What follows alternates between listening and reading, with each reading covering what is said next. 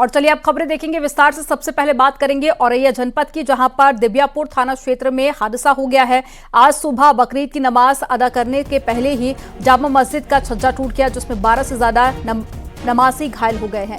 Police ने सभी घायलों को सामुदायिक स्वास्थ्य केंद्र में भर्ती कराया है। जामा मस्जिद पर नमाज अदा करने के लिए पहले कुछ नमाजी लड़के छज्जे पर चढ़ गए थे और छज्जा कमजोर था, जिसके चलते वो नीचे गिर गए। हालांकि इस घटना में किसी भी नमाजी की कोई गंभीर चोटें नहीं आने की जानकारी मिली। तस्वीरें आपको दिखा रहे हैं, ये 2 तस्वीरें हैं हादसे के दौरान की तस्वीरें आपके सामने।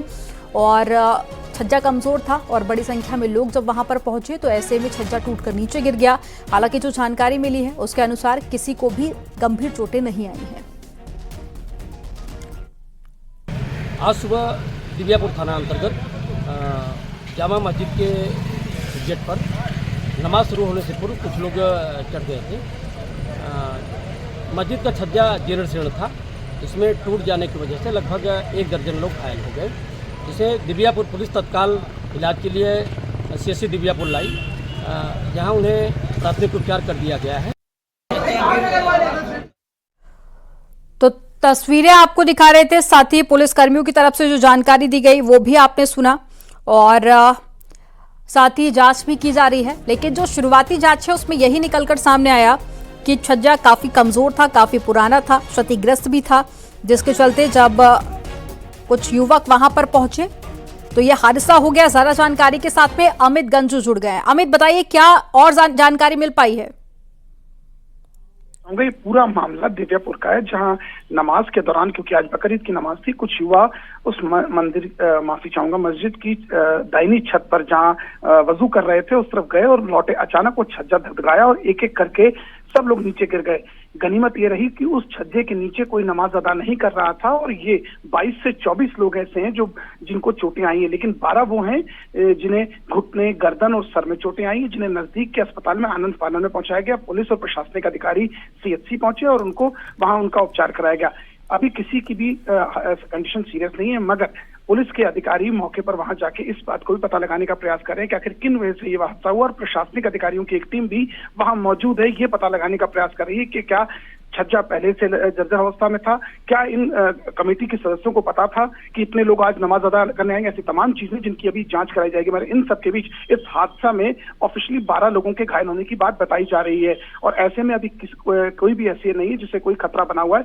किसी के गर्दन में चोट है, किसी के सर पे है, किसी के वुंड्स है।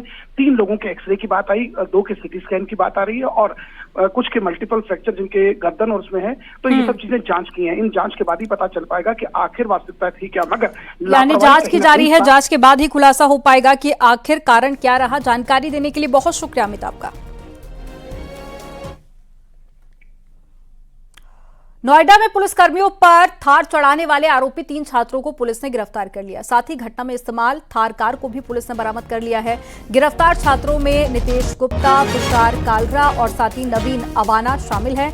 तीनों छात्र MIT यूनिवर्सिटी में पढ़ रहे हैं और आरोपी यह है कि रास्ता पूछने को लेकर विवाद हुआ था, जिसके बाद में थार सवार छात्रों ने पुलिस कर्मियों पर ही गाड़ी चढ़ा दी, जिसमें एक पुलिस वाले की टांग टूट गई और दूसरे के हाथ और साथ ही घुटने में चोट आई है।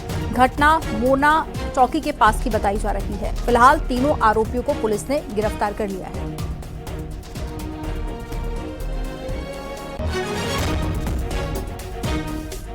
और ज्यादा जानकारी के साथ में हिमांशु शुक्ला जुड़ गए हैं। हिमांशु, बताइए क्या है ये पूरा मामला?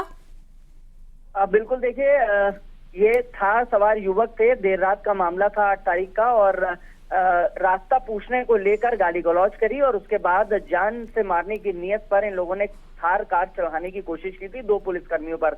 एक पुलिसकर्मी का पैर टूटा है और दूसरे के हाथ में चोट आई थी। पुलिस लगातार दबिश दे रही थी। बताया जा रहा है ये सभी छात्र जो हैं सेक्टर 125 के यूनिवर्सिटी के हैं। फिलहाल एक छात्र अभी भी फरार है। 3 लोगों को गिरफ्तार करके जेल भेज दिया गया और 307 सहित अन्य धाराओं में ये मुकदमा लिखा गया था।